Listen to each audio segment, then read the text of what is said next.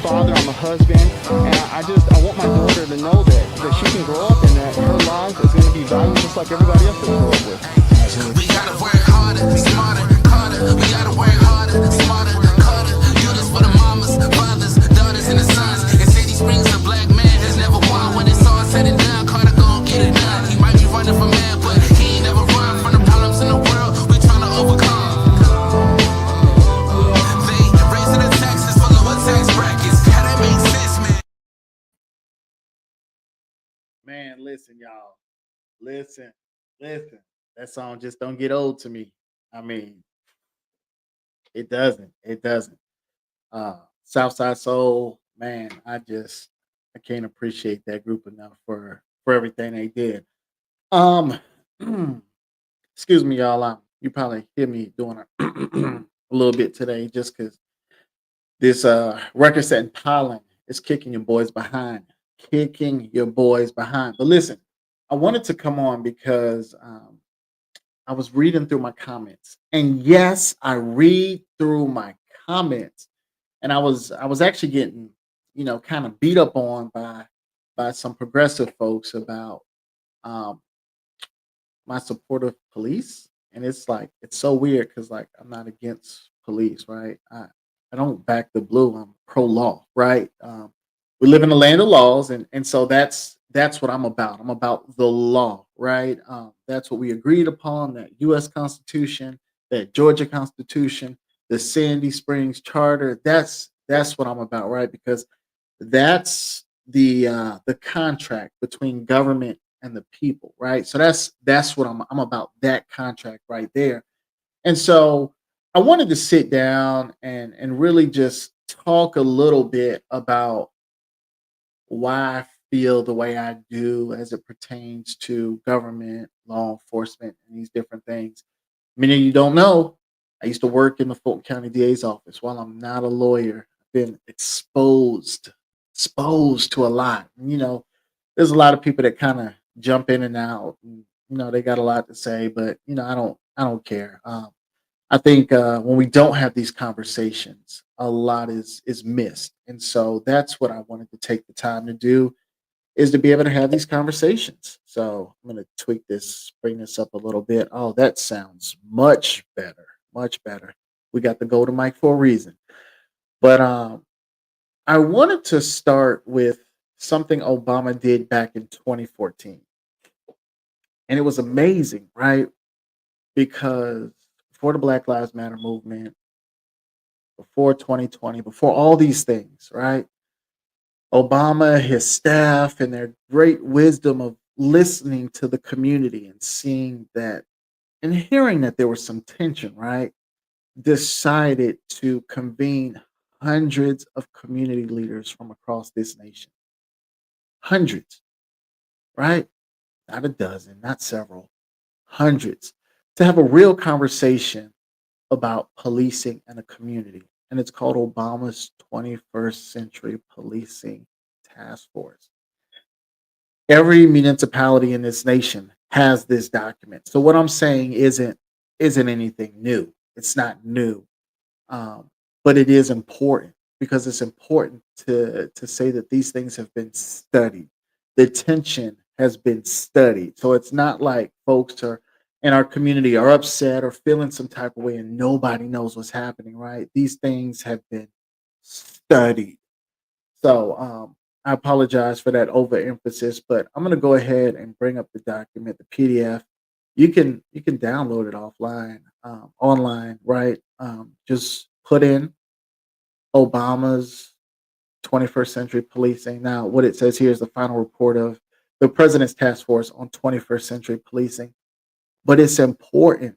It's important for us to have these conversations because these things aren't happening in a vacuum, right? And as many of you know, in the state of Georgia right now, they're trying to push a bill that puts mandatory minimums on fentanyl distributors, right, and those selling that drug. And I agree, it's horrible, it's awful.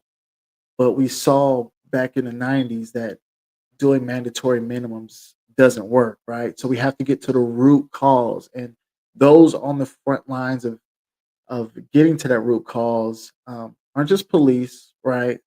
They're because first responders is a very broad term. So we're talking about paramedics, right? We're talking about so many different, mental health experts. There's so many different people that are pulled into that, which is what Obama and his executive team did for this 21st century policing, right? So this isn't about where I stand on being moderate or progressive.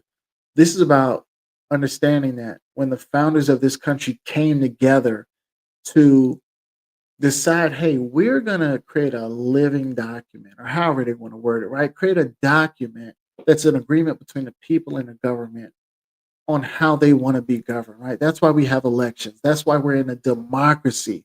Nothing that I'm saying here is radical, right? It's actually very common, right? It's extremely common. And so I'm going to get into it, but I mean, I sit back sometimes and I'm looking. So the final report was delivered to the president May 2015. And as you'll see, it's a lot of words in here. Message from the chair, members of the task force, acknowledgments. Yeah, the federal government put all this together and it gave it to the municipality. So there's no municipality out there that can say, well, we don't have this, we don't have it. And so when I have these conversations about the relationship between not just police in our community, but our government, right? And the community, it's because I've been sitting down and looking at this stuff and reading it. And again, I'm not a lawyer. Just worked in the DA's office. I work with attorneys now. And I just learned to look and read. I mean, this stuff is real. It's real black and white.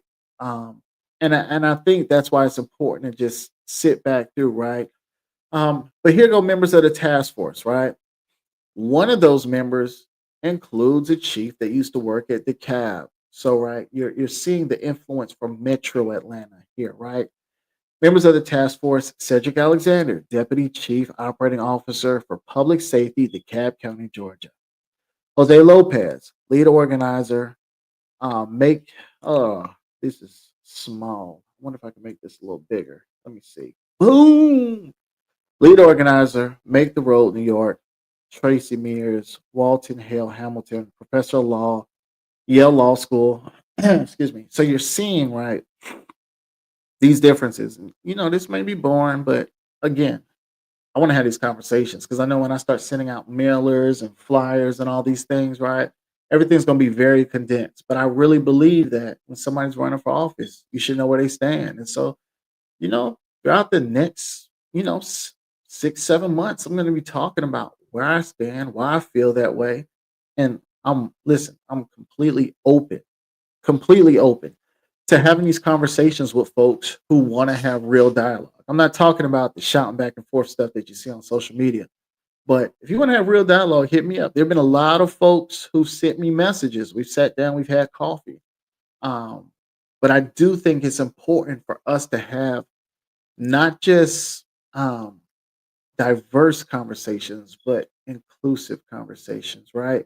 And I just think it's super important. But, anyways, look, we have Susan from the Executive Director, Washington State Criminal Justice Training Commission, Constance Rice, Co-Director, Advancement Project, Sean Michael Smoot, Director and Chief Counsel for the Police Benevolent and Protective Association of Illinois, Brian Stevenson, Founder and Executive Director, oops, my bad, of, I can't even read the project.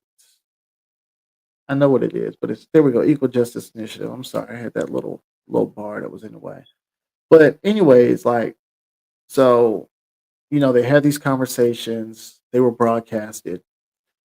It goes on to continue to list out members of the task force. But again, y'all, it's just important for us to have these conversations. Cincinnati Police Chief Jeffrey Blackwell, like, there was a ton of conversations, right, that were had around this issue.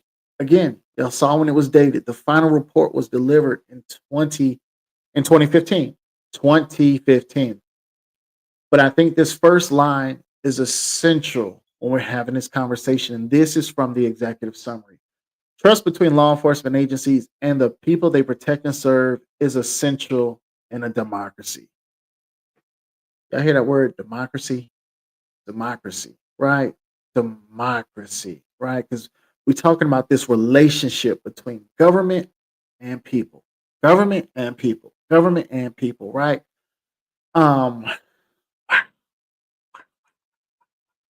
so it says trust between law enforcement agencies and the people they protect and serve is essential in a democracy.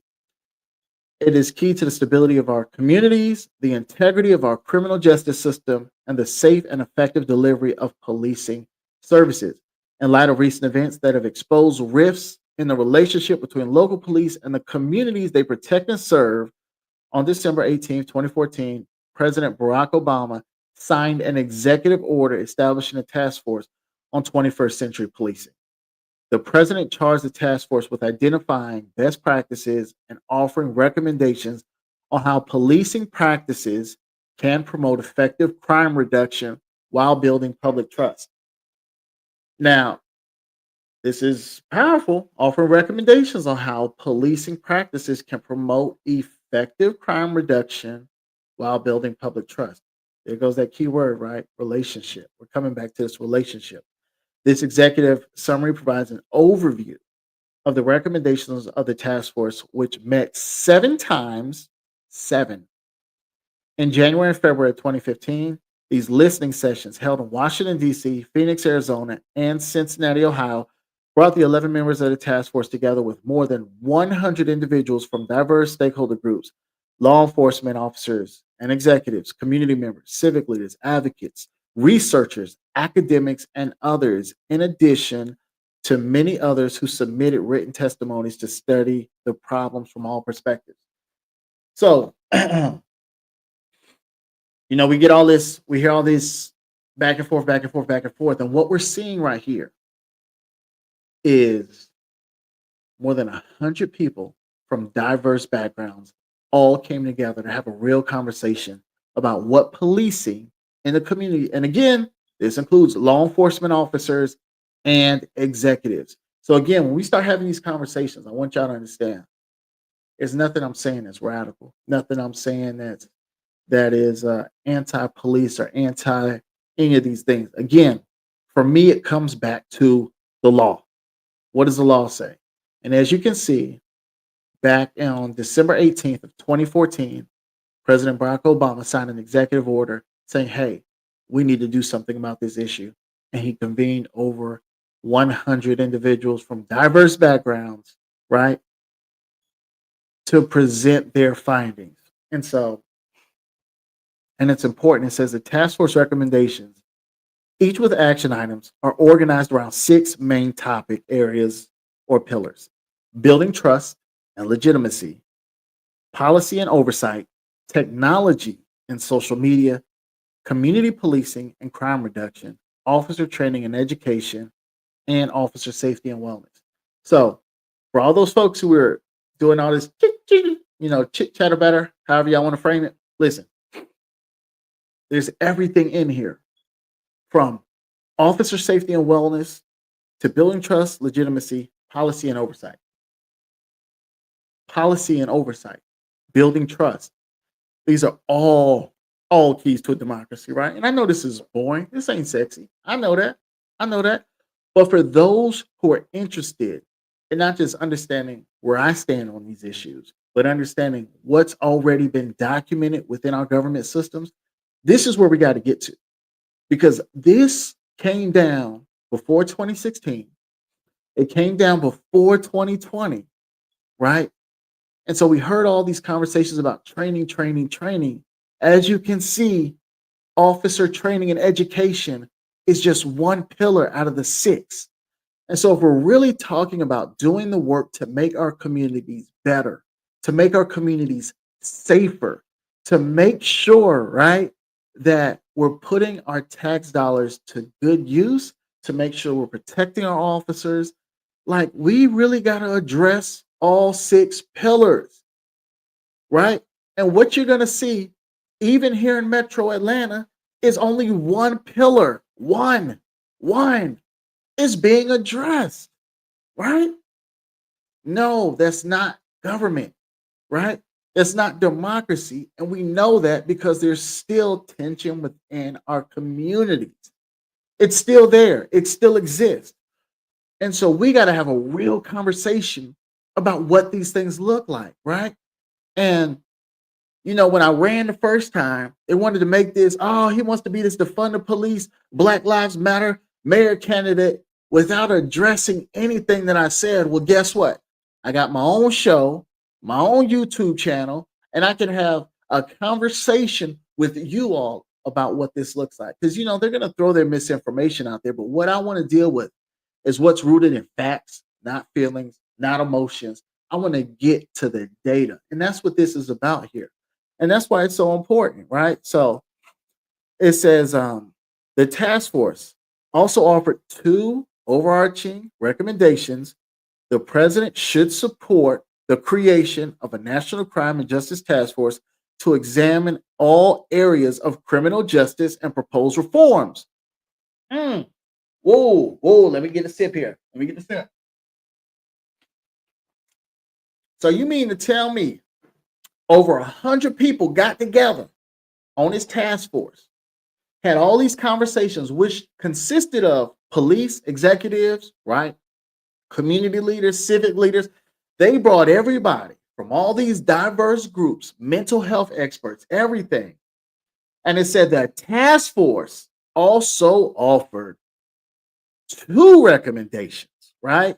The president should support the creation of a national crime and justice task force to examine all areas of criminal justice and propose reforms. Mm. Whew. It says the task force also recommends that the president support programs that take a comprehensive and inclusive look at community-based initiatives addressing core issues such as poverty, education, health, and safety. Man, I could have sworn when I sat down and they said, and I did a whole podcast last week, and they talked about how the city of Sandy Springs had the largest fentanyl drug bust in the history of the state of Georgia, 240,000 pills, enough to kill 2.5 million Georgians, nearly a quarter of our population state. I could have sworn I said nothing like that happens without what? The core issues, right? Without leaders being on the forefront saying, hey, those things can't come into our community, but they're here because there was a breakdown. What is this saying? This is a study. This isn't Dontaye saying these things, right?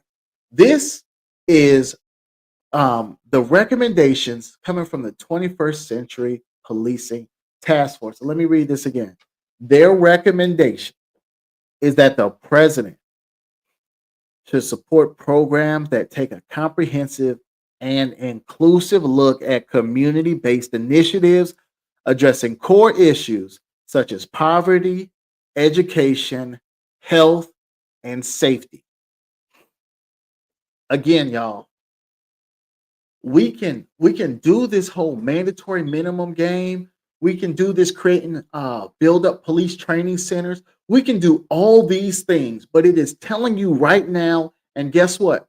There was a large number of law enforcement that were involved in this task force that said, hey, we agree, we sign off, we stamp that we got issues involving poverty, education, health, and safety that need to be addressed as what?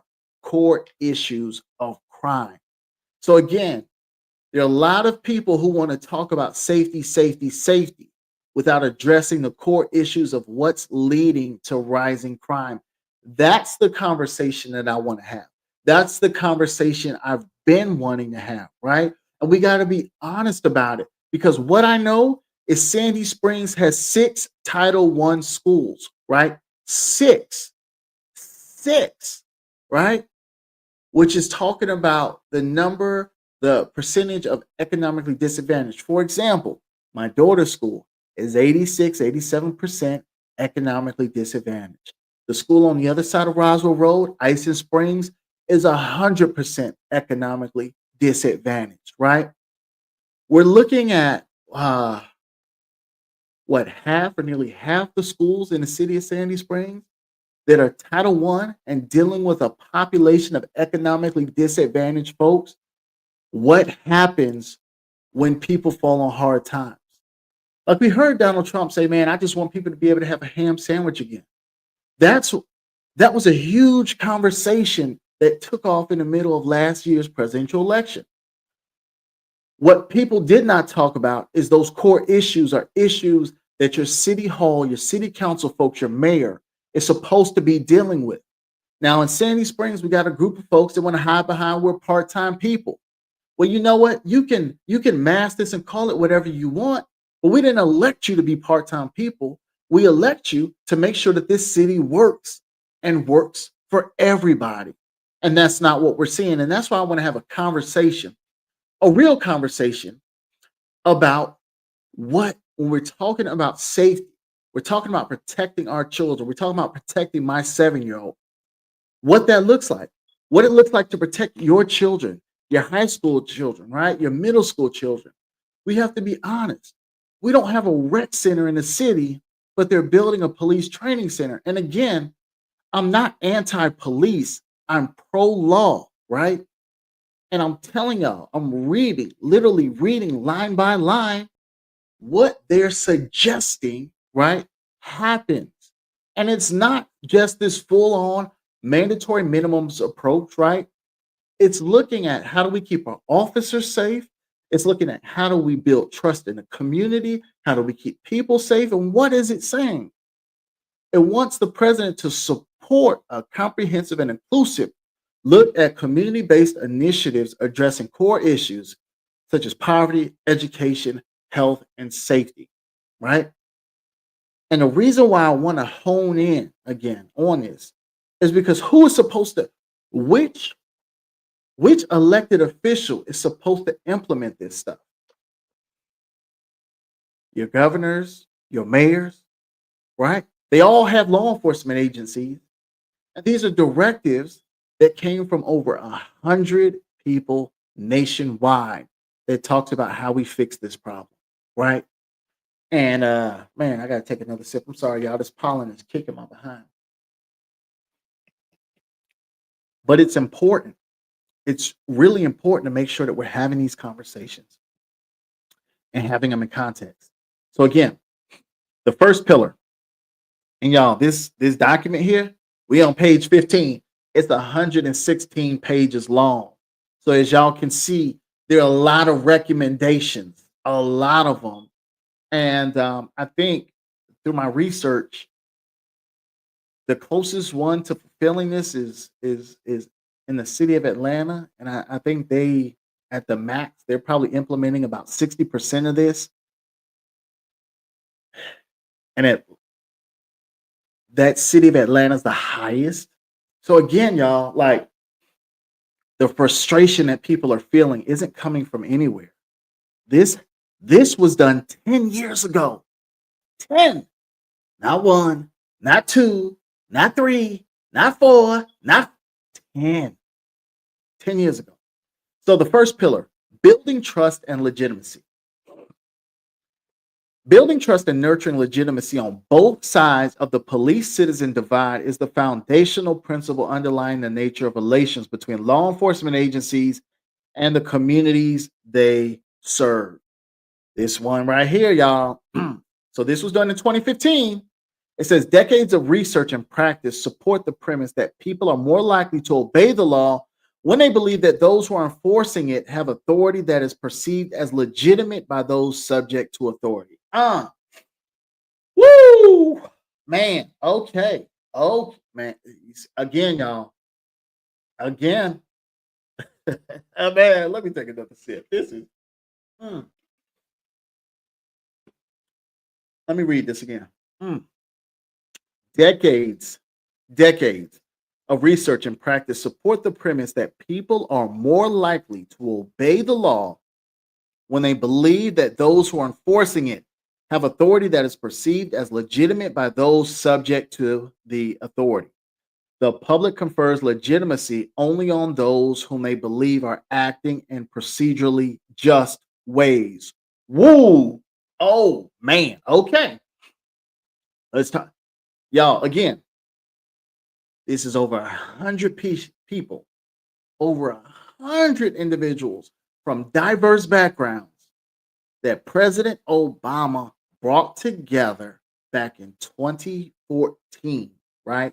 For the sole purpose of dealing, excuse me, of remedying this tension between law enforcement and the citizens they're sworn to protect and serve. This is nothing that Dontaye Carter has presented. I didn't do the study. I mean, I was still building my career in reporting at the time. Like this ain't Dante, right? This ain't Dante at all. But I'm gonna continue to read this study to you because it's important that we're having real conversations about what's going on. And I know there's a lot of people that ain't gonna want to hear this. Guess what? I don't care. We're gonna talk about what these folks, right? They were conservative, they were progressive, they were Democrat, they were Republican. Guess what, y'all? This was a bipartisan effort, but we ain't got bipartisan support on it. So we can have all these folks go back and forth about this, that, and the third. At the end of the day, what this comes down to, right, is the law and the recommendations for the law and putting it before the people so that they can see it, right? And that's exactly what they did. And so I just want to read this again. It says the public confers legitimacy only on those whom they believe are acting in procedurally just ways. In that, wasn't that, man, in order to form a more perfect union, we establish justice. Didn't I read that a few weeks ago from the Constitution? Again, y'all, the point I'm making is during the civil rights movement, when they had segregation and all these other things literally taken apart, it was because they violated the law. When you see people upset in the streets, mad about another police shooting, it's because of this. The public confers legitimacy only on those whom they believe are acting in procedurally just ways. What does that mean? That means the public, the people, have questions about the policies and procedures that led to a young person being shot or gunned down. And that's the conversation that people don't want to have. Why? Because you start getting into this whole this whole government and this, that, and the third. But listen, at the end of the day, folks may not know how to articulate it, but this has been studied, y'all. This has been studied, and it's important to make sure that we're having a real and honest conversation about these things, right? And so it says, in addition, law enforcement cannot build community trust if it is seen as an occupying force coming in from outside to impose control on the community. Now, I want to say this, right? Sandy Springs had one of the lowest paying police forces in Georgia until they tried to say I was all about defunding the police. And I had to remind, the mayor and city council that they don't care about police either, because if they did, they wouldn't pay them so low, right? Because I understand value and I understand what's needed, right, from a government police relationship, right? And so it's just interesting. But again, here we go building on this.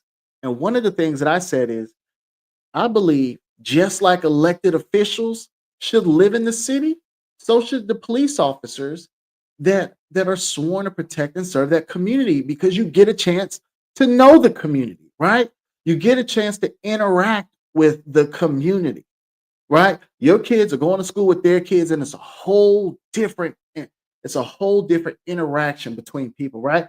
Very similar to how it is with the politicians when we're talking about accountability and oversight. But man, it's laid out pretty clearly here.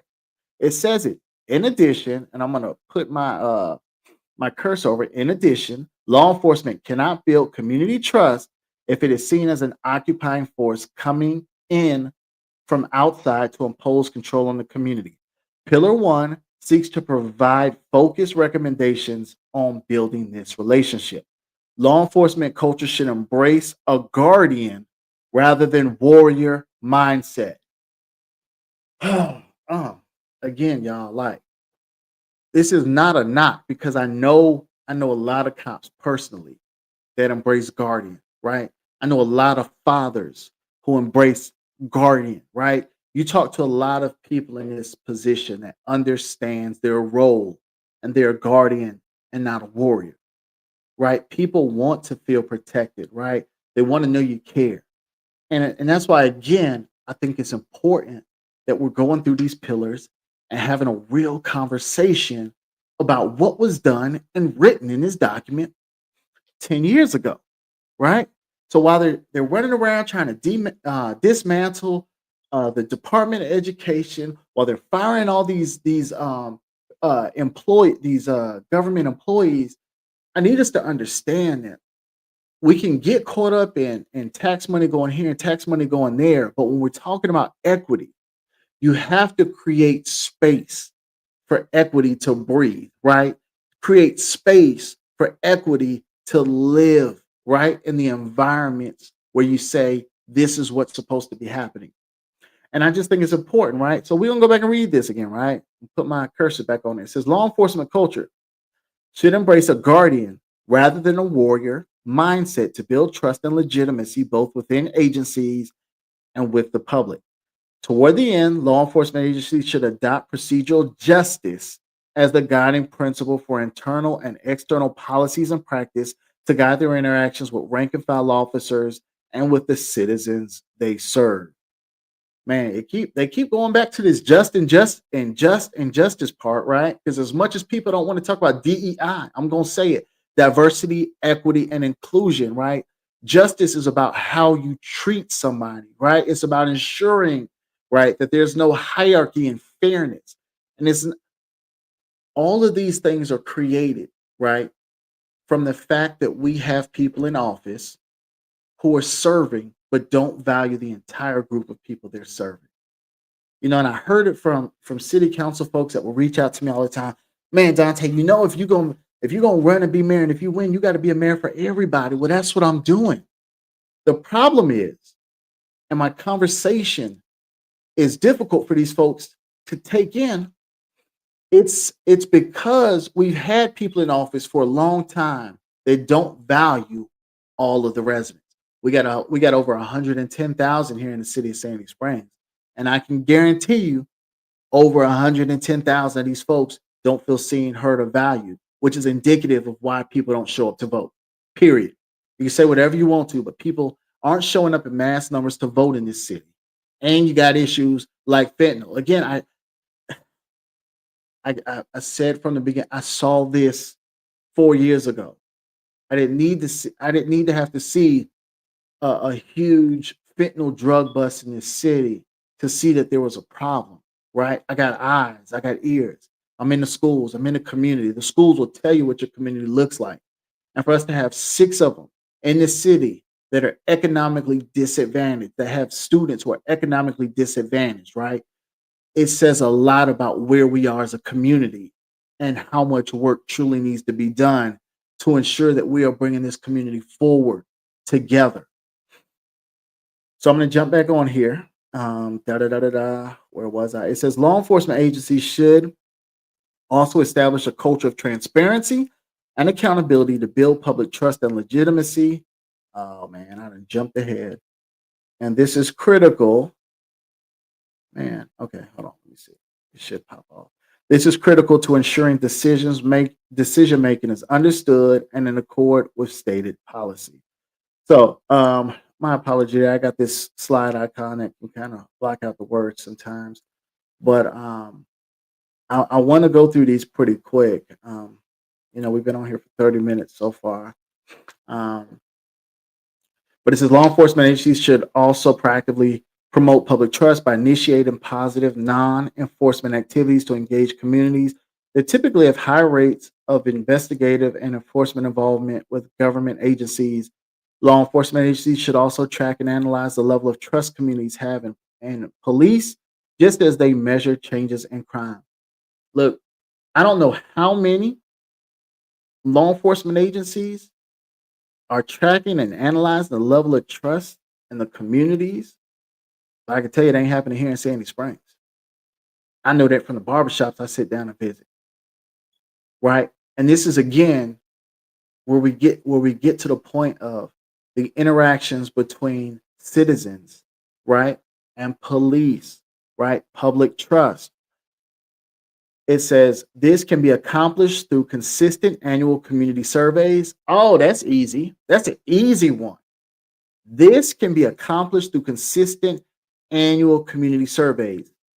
Finally, Law enforcement agencies should strive to create a workforce that encompasses a broad range of diversity, including race, gender, language, life experience, and cultural backgrounds to improve understanding and effectiveness in dealing with all communities. Now, you'll hear a lot of these agencies say we're having a hiring problem, a hiring problem, a hiring problem, right? That's because there's a culture that they haven't dealt with yet. And that's what this is talking about. So there's nothing that I've said previously that I'm saying right now that hasn't been documented, that hasn't been looked at. And this is part of that conversation that we have to be able to have in good conscience and good faith and understanding, right? That we're all one people. We're all one. And we all want to be treated fairly. I have never I've never been in an environment, black, white, Hispanic, um, any environment where somebody committed something that violated the law and members of that community didn't help law enforcement bring that person to justice, right? I've never seen that happen. But that's not the only part that we got to do. There's levels to this. So, pillar two is policy and oversight. Pillar two emphasizes that if police are to carry out their responsibilities according to established policies, those policies must reflect community values. Woo, boy, that's that. Oh man, they don't want. Mm, mm.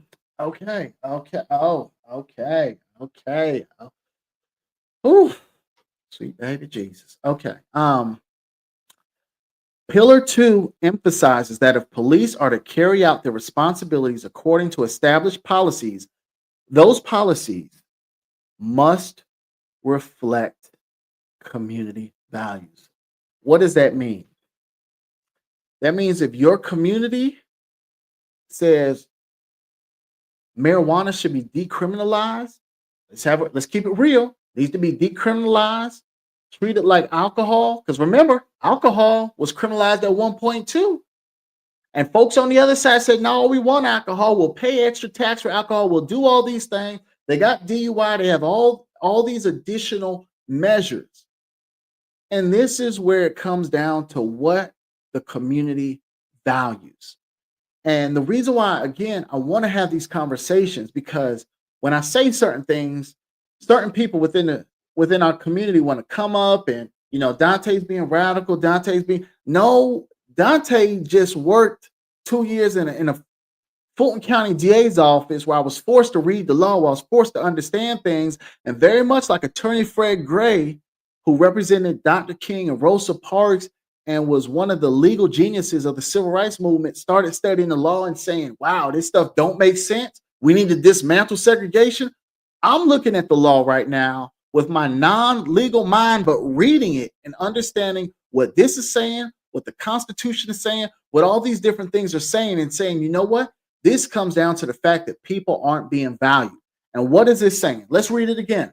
Pillar two emphasizes that if police are to carry out their responsibilities according to established policies, those policies must reflect community values. And again, for those just tuning in, this is the final report of the President's Task Force on 21st Century Policing. It was delivered to Obama, back in 2015. It was also published in 2015, which had over 100 different individuals, law enforcement, executive members of the law enforcement branch, mental health experts, right? Even had folks from here in Metro Atlanta that were there to work on this, that broke down what they thought the issues were and what needed to change to improve the relationship between police and the community, right? And what you're seeing right now, right? This more than anything doesn't just show what police aren't doing, but it shows what our local municipalities aren't enforcing. And that's the problem. This, right?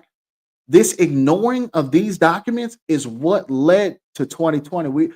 Everybody wants to talk about a Black Lives Matter movement and frustrated and this, that, and the third. And they got a whole lot of explaining and trying to mix words and this, that, all this extraness, right? Without talking about what's being ignored and what led to that. Very much the same with crime. What's led to those issues. And so you again, You got a task force made up of 11 members, right? Hearing from over 100 individuals, decades of research. This is not something I'm making up. This is something that they looked at, right? It was an executive order signed by President Barack Obama, which brought in police, individuals from across the spectrum, right? And we're not having it. We're not having conversations about this, real conversations, right?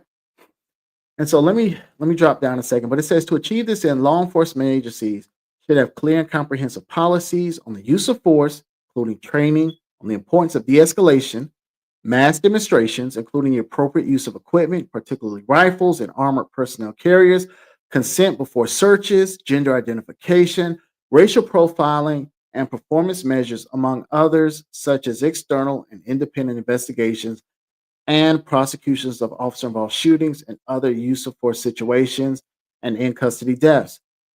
These policies should also include provisions for the collection of demographic data on all parties involved. All policies and aggregate data should be made publicly available to ensure transparency.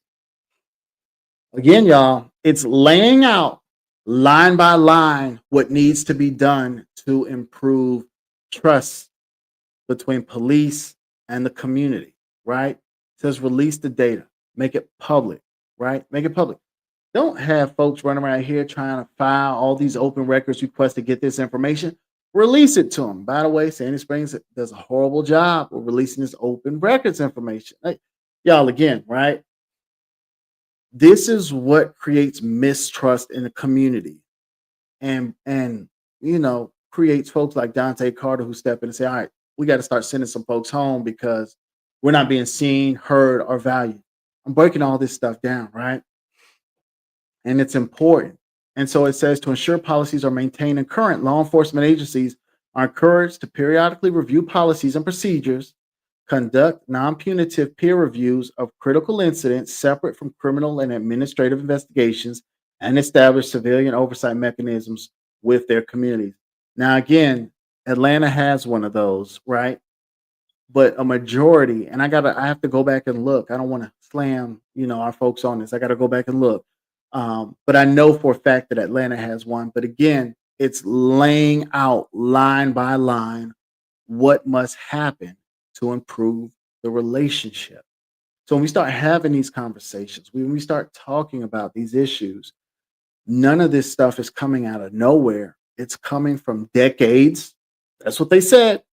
Decades of research, speaking with over 100 individuals, right, in very specialized professions who have also studied this: mental health experts, police, executive police leadership, law enforcement, y'all, civic leaders, community leaders.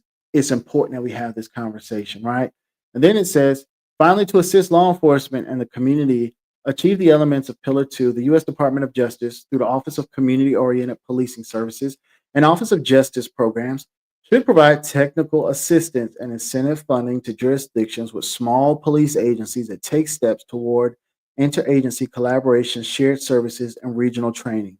They should also partner with international associations of directors of law enforcement standards and training to expand its National Decertification Index to serve as the national register of decertified officers with the goal of covering all agencies within the United States and its territories. So yeah, this is super powerful here because what it says is right.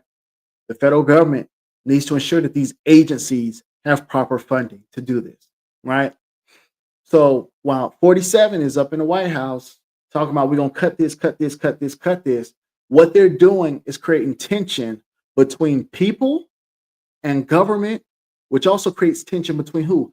People and policing. That's like this stuff is not rocket science, y'all. It's not, which is why there's going to be a large protest in Atlanta and nationwide, what? Called Hands Off on April 5th, right? So folks will be starting at 12:30, meeting over at Piedmont Park and marching down to where? Liberty Plaza. Again, y'all, when you start to do these things, When you start to do these things, you and the things that I'm speaking of is what's happening in the White House right now. And I'm trying to connect the dots here. And so y'all can put y'all questions in. I'll respond after. I can't look at them now as I'm reading and doing the multiple screens. But when you start cutting funding in all these places, and we know it's telling you here these local agencies don't have the money. That means we got some work to do, right? We got to ensure that we're putting the money where it is and making sure the money is there to place it where it's needed. And it's just super important. So let me hop into pillar three, technology and social media. The use of technology can improve policing practices and build community trust and legitimacy, but its implementation must be built on a defined policy framework with its purposes and goals clearly delineated.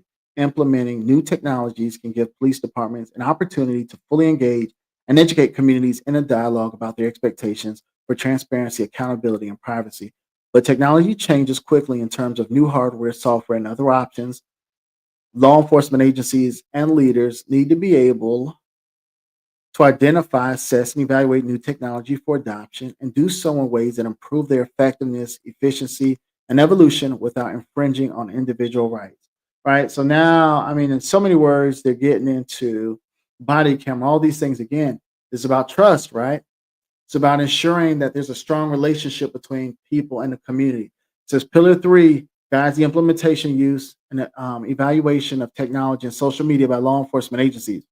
To build a solid foundation for law enforcement agencies in this field, the U.S. Department of Justice, in consultation with the law enforcement field, should establish national standards for the research and development of new technology, including auditory, visual, and biometric data, right? So it's letting you know we need to have technology that allows people to hear what happened, see what happened, right? Hear, see, hear, see, hear, see. And it's breaking it down, right? Less than lethal technology and the development of segregated radio spectrum, such as fishnet. These standards should also address um, compatibility, interoperability. I'm murdering these, y'all. I'm sorry, they're low. They're just small, and I got my glasses on. I wish I could make my screen bigger. And implementation needs both within local law enforcement agencies and across agencies and jurisdictions, and should maintain civil and human rights protections. Law enforcement implementation of technology should be designed considering local needs align with these national standards. So again, it's local needs, right? You don't know what the needs are unless you've got a strong relationship with the community, right? So again, like finally, law enforcement agencies should adopt model policies and best practices for technology-based community engagement that increases community trust and access. People want to know what happened. They want to be able to see what happened. They don't want to see edited clips of what happened. They want folks to just play. If it's a 30-minute interaction, they want to be able to see all 30 minutes. And so, again, when I start to have these conversations, it's because I've sat down. I've read about what's happened on the federal level, what's happened on the state level, and what's happening on the local level. And that's where I'm speaking from. Pillar four, community policing and crime reduction. Pillar four focuses on the importance of community policing as a guiding philosophy for all stakeholders. Community policing emphasizes working with neighborhood residents to co-produce public safety. Oh my goodness. Oh my goodness. You see what I'm saying, y'all? I mean, I'm trying here, y'all. I'm trying. I'm trying to keep it, Dante opinion out, but it says community policing emphasizes working with neighborhood residents to co-produce public safety. Who did say who did say community policing need to be working with? Residents. Didn't I say when they had the fentanyl drug bust that something like that happens because the leaders ain't on the front line saying, hey, this ain't happening in our community? That shows you right there that in that community, there's no relationship between them and the police. It shows you, right? It shows you. And I'm not gonna pull up the article on the fentanyl. If you want to Google it, Google Sandy Springs and fentanyl drug bust. It's the largest in Georgia history, 240,000 pills. Jeez, enough to kill 2.5 million people. That's nearly a quarter of the population in the state of Georgia. And so, like again, we got to have a real conversation about these things, right? And so it says law enforcement agencies should therefore work with community residents to identify problems. Oh my goodness. Oh, didn't I just oh man. Y'all, I'm no genius on this, right? I just read and I examine, right? And I'm talking about examining the community. It says law enforcement agencies should therefore work with community residents to identify problems and collaborate and on implementing solutions that produce meaningful results for the community. I'm gonna leave it alone, y'all. I'm not gonna go there again. Specifically, law enforcement agencies should develop and adopt policies and strategies that reinforce the importance of community engagement in managing public safety. Law enforcement agencies should also engage in multidisciplinary community team approaches for planning, implementing, and responding to crisis situations with complex casual factors. Again, this stuff ain't rocket science. It's not rocket science.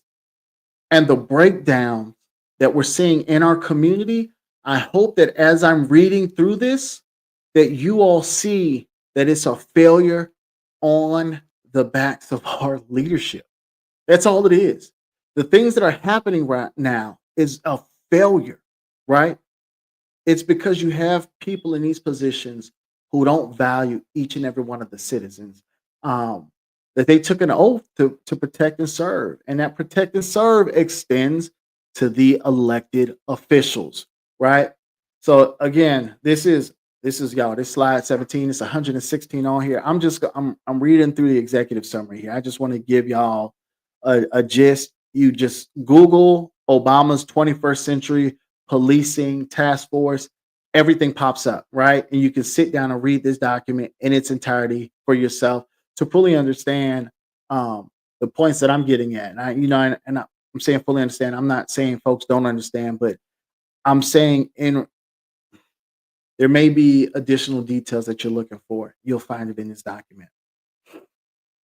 And so it goes on in pillar 5, training and education, right? And again, you'll hear a lot of municipalities talking about training and education, training and education, training and education, which is solid. It's solid. We should be doing it. Nobody's saying don't do it, but to do, I mean, what it's telling you right now is they didn't skip 4 steps. They went to 5. They skipped 4 steps, 4 of them to get to 5. And in them previous 4, that's where you're building the relationship with the community, talking to them about their values are, talking to them about their concerns. You just can't pop in 5 without having that relationship with the community. Excuse me. And so when I see these things, right, got to call a spade, and that's what I do. So pillar 5, training and education. So it says, as our nation becomes more pluralistic, right, and the scope of law enforcement responsibilities expands, the need for expanded and more effective training has become critical. Today's line officers and leaders must be trained and capable to address the wide variety of challenges, including international terrorism, evolving technologies, rising immigration, changing laws, new cultural mores, and a growing mental health crisis. So didn't I tell you early on there were a whole lot? So right, they talk to immigration experts, right?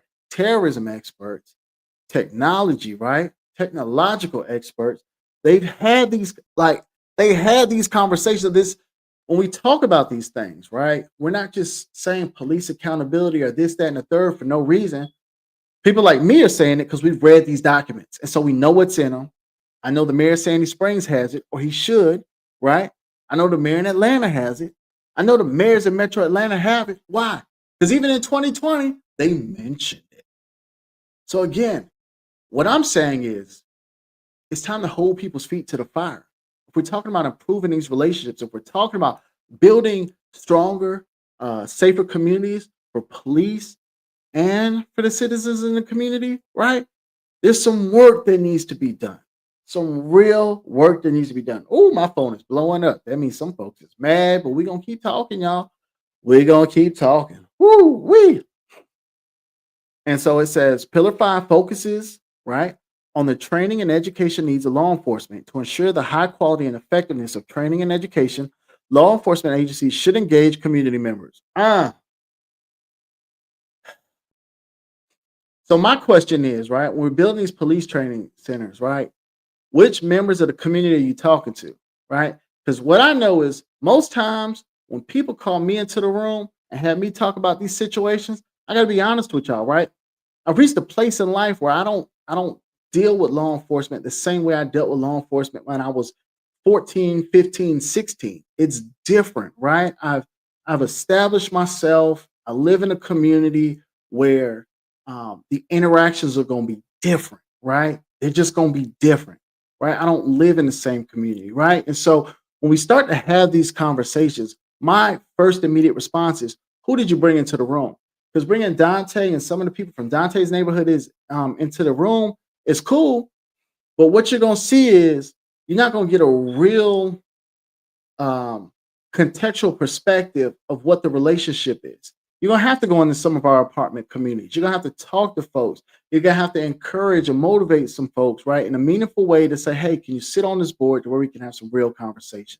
And that's just being real, right? That's real about what we're looking at and what we're dealing with, right?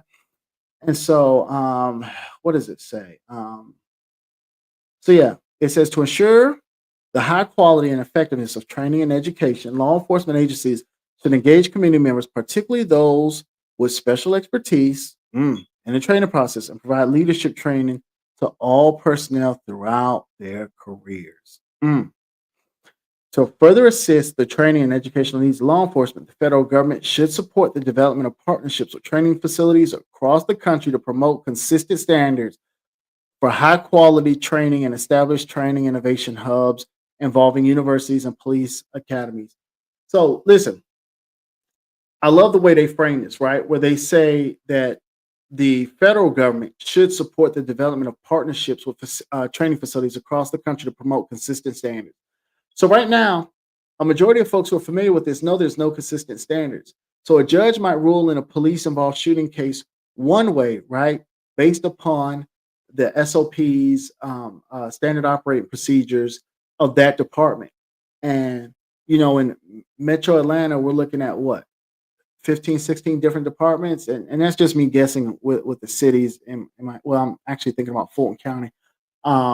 It's a lot of different departments, and so the judge is basing their decision, his or her decision, of what the standard operation procedures say, right? So what they're saying here, right, is that standard operating procedures needs to be consistent across the board, right? There needs to be consistency, right? And currently there isn't. Da da da da. And it says a national postgraduate institute of policing for senior executives should be created with a standardized curriculum preparing participants to lead agencies in the 21st century. One specific method of increasing the quality of training would be to ensure the peace officer and standards training post boards include mandatory crisis intervention training, which equips officers to deal with individuals in crisis or living with mental disabilities as part of both basic recruit and in-service officer training, as well as instruction in disease of addiction, implicit bias and cultural responsiveness, policing in a democratic society, procedural justice, and effective social interaction and tactical skills. Y'all, again, I know y'all. I'm just gonna read this again, right? And I'm gonna read it slow. One specific method of increasing the quality of training should be to ensure that peace officer and standards training post boards include mandatory crisis intervention training, which equips officers to deal with individuals in crisis or living with mental disabilities as part of both basic recruit and in service officer training, as well as instruction in disease of addiction, implicit bias, and cultural responsiveness, policing in a democratic society, procedural justice, and effective social interaction and tactical skills. Yeah, right? When they're talking about training, there's levels to the training. So when we hear these things, oh, DEI, DEI, DEI, we'll be lying. Y'all, we're not being honest with ourselves if we're not looking at implicit bias on multiple fronts, right? We will be lying to ourselves to say we don't know that there's a bias in this country. We're not being honest, right? And so again, y'all, this is a nationwide task force. This is their recommendations that they rolled up after interviewing over 100 different people in specialized fields who have studied the relationship between police and a community. And what it's saying about this relationship between police and a community is that the government entities who oversee the departments got some work to do, right? And I'll be honest, police bear a brunt of this, right? They bear a brunt of it, right? Of all the criticism, all these things, while the mayors and the city councils who should actively be looking at, okay, how do we include this within our department to improve the relationship, hide out of sight, right? Hide. So let me jump into pillar six, y'all. I'm sorry. I know we already at an hour right now, and I apologize, man. I just I'm really big on bringing the facts. On bringing facts front and center. That's what I'm big on, right? I'm big on making sure that we're on one accord about where I stand, so that we can have real clear conversations. And I want to know where you stand. We can talk about where I stand, where you stand, and then let's talk about the law and then the recommendations. And all these recommendations keep going back to that first run-on sentence in the U.S. Constitution, where I'm gonna skip ahead a little bit, where it says, "In order to form a more perfect union, we establish justice, justice, justice, justice." Right?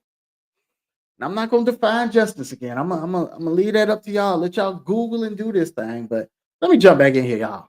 Right. And so it says pillar six, officer wellness and safety. The wellness and safety of law enforcement officers is critical not only for the officers, their colleagues, and their agencies, but also to public safety. Right. Oh man. I don't think it's very safe, right, when our officers are working multiple jobs. Now, if they want to work multiple jobs, I'm not judging them. But the issue is a majority of them are working multiple jobs because they can't afford to live based upon what they're making, right? Or, well, let me rephrase that. They can't afford to live in the cities they serve in, right? So a lot of times they're coming in 45 minutes, hour 30 minutes outside the city, right? They're working additional jobs, which means they're getting less sleep, they're getting less time with their families. Like I just talked to a friend whose husband's an officer, right? They just got divorced. I'm bringing up these issues because the implications on these things, right? Not only, right, does it become wear and tear on that officer's family, his household, right? It also becomes an impediment on the community. And so when we start having these conversations about what their wellness looks like, mental stability, right?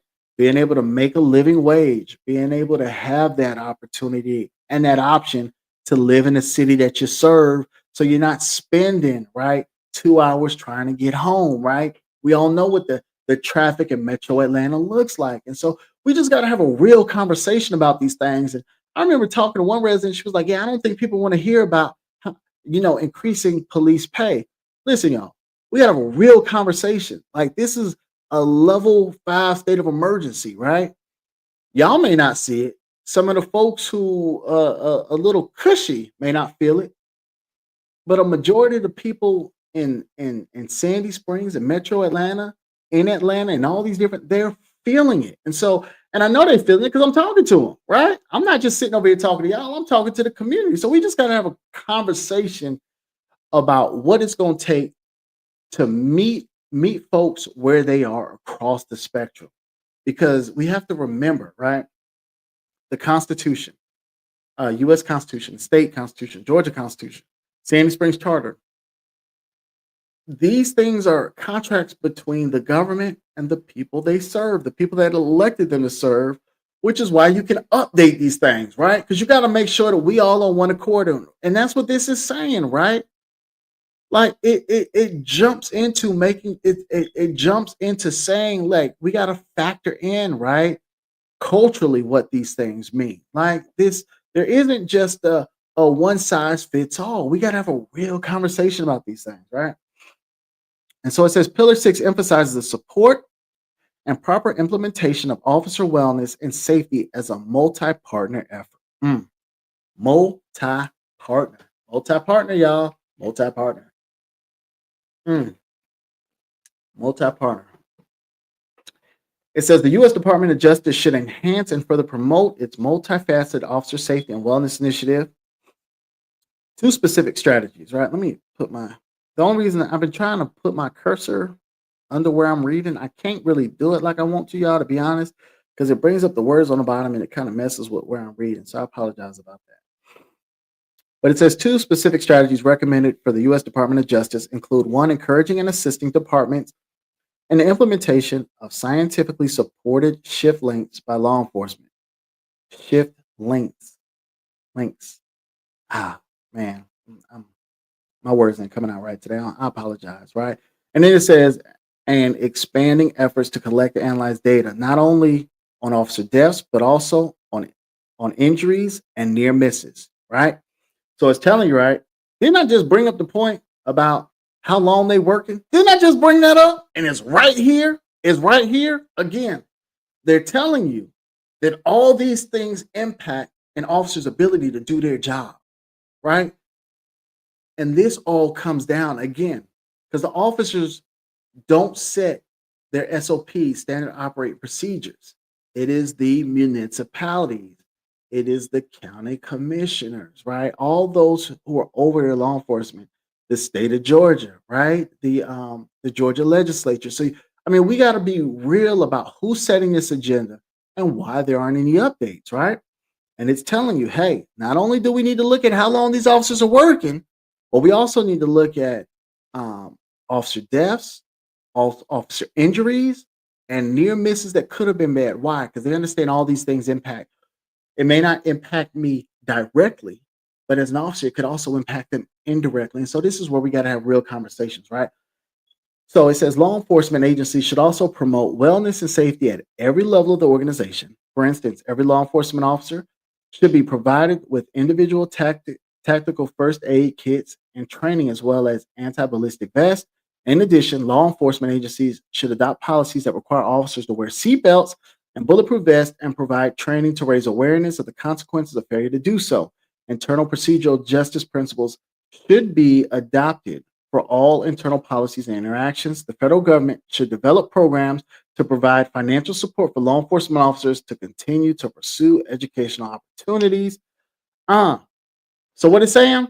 It's saying the federal government should have a GI Bill for police. That's what it's saying, right? Because they're understanding what's needed in these fields. So again, that's why I keep saying a lot of departments have not implemented this stuff. They haven't, and it's telling you, right? Again, this is decades of research, right? That was reviewed by a task force that President Obama put together when he was in office, 11 people from across the nation who listened, right, and learned from over 100 people, right, who were in highly specialized fields that studied policing in the community. This is the stuff they all brought together, right? This ain't Dante talking, right? I like to think I'm a pretty smart guy, right? But this some next level stuff. But this next level stuff is what helps to improve the community, right? And then it says, finally, Congress should develop and enact peer review error management legislation. Boom. Congress is telling you every step of the way, hey, the president should do this, federal government should do this, Congress should do this, right? So you mean to tell me these mayors, these city council folks don't know what they need to be doing based upon these recommendations? That's a lie. Okay. And it says the administration, through policies and practices already in place, can start right now to move forward on the recommendations contained in this report. The president should direct all federal law enforcement agencies to implement the task force recommendations to the extent practicable, and the U.S. Department of Justice should explore public-private partnership opportunities with foundations to advance implementation of the recommendations. Finally, the COPS office and OJP should take a series of targeted actions to assist the law enforcement field in addressing current and future challenges. Again, what it say? Hey man, y'all need to step it up and assist them with current and future challenges, right? Do something. Conclusion: the members of the task force on 21st century policing are convinced that the concrete recommendations contained in this publication will bring long-term improvement to the ways in which law enforcement agencies interact with and bring positive change to their communities. Let me see. I got something else. Oh, that's a long record. Oh, this the introduction, right? So again, President Obama, top of here. When any part of the American family does not feel like it is being treated fairly, that's a problem for all of us. Ain't know what the that first run-on sentence again of the U.S. Constitution we just read? In order to form a more perfect union, establish justice. All this stuff comes down to being treated fairly, and the issues we have, right, are because people and members in our community don't feel like they're being treated fairly, and that is their God-given right under the U.S. Constitution. Whew. But anyways, y'all, real talk. Uh, I read through the summary because I wanted folks to understand where I was coming from, right? On these issues, right? What I'm about is the law, the recommendations given to the law, what our Congress is doing, what our city council is doing, what our state legislature is doing. That's what I'm about, right? What's on paper that we've agreed upon, review it. If there are changes that need to be made, make them. But again, this is a very holistic approach. It wasn't just about the community. It was about the officers, about the government. It was about how to make this thing, to our former president's words, right? Fair.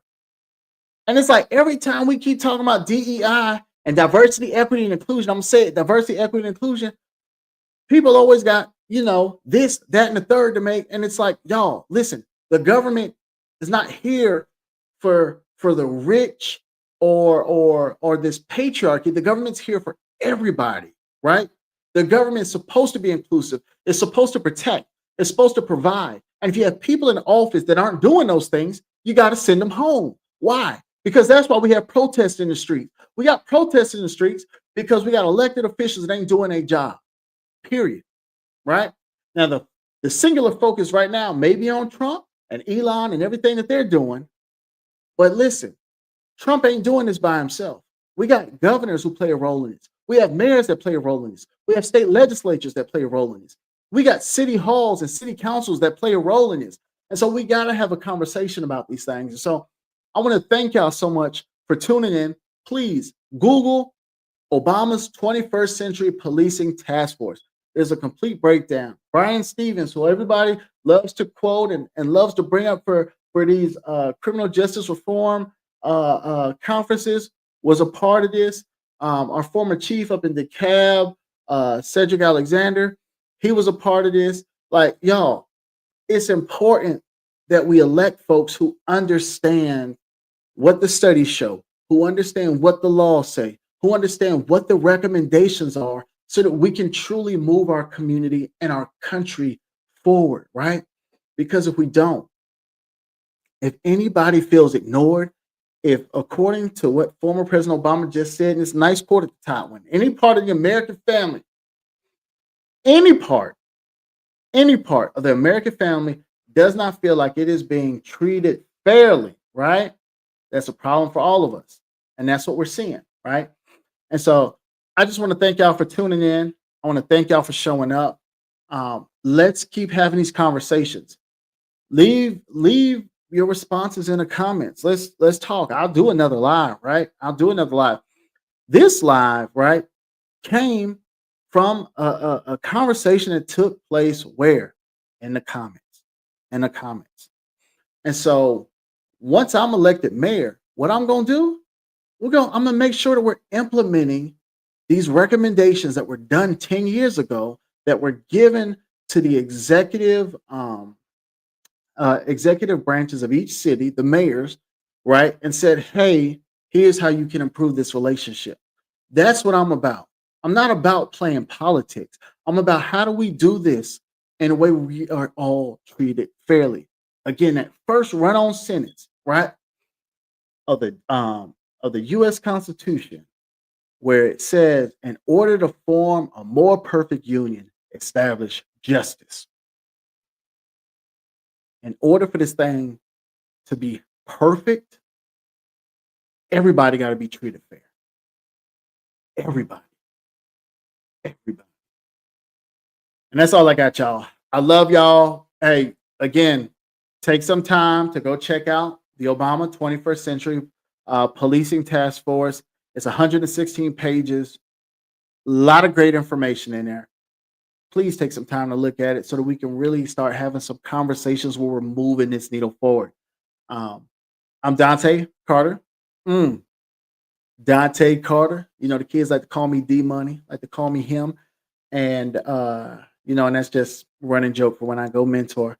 Um, but that's what it's about. It's about ensuring that we're building a better world. And my greatest fear is just leaving the world worse off for my daughter than what I inherited. And this for me is about creating a better world. So I love y'all. Man, I look forward to reading your comments and you know, I holla. Peace. Good night, everybody. Love y'all. I'm a father, I'm a husband, and I want my daughter to know that she can grow up and that her life is going to be valuable just like everybody else that grew up with. We gotta work harder, smarter, harder. We gotta work harder, smarter.